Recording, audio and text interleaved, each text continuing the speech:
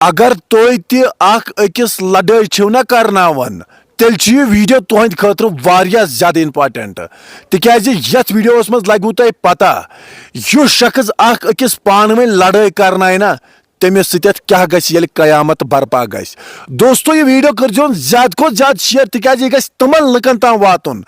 M یتھ مز خوش چھ آسان کہ یمن گژھِ پان ون لڑائی گژھنۍ مطلب تم چھ کانٛہہ کتھ بوزان پتہٕ چھ تم اکہ ٲس پٮ۪ٹھ بیٚکِس ٲسس تامتھ نوان ونان چھس ہو یتھ پٲنۍ بوٗزٕے مےٚ یا اوس چون منافقت کران یا اوس چٲنِس بارس منٛز یہِ ونان حتاکہ ہُمِس چھنہٕ سۄ نیتٕے آسان نہ چھس سۄ رایی آسان نہ چھِ آسان تٔمۍ أمِس خلاف یہِ کتھٕے ؤنمٕژ مگر یُس یہِ منٛزٕ چھُنہ یہِ کتھ نِوان اورٕ یور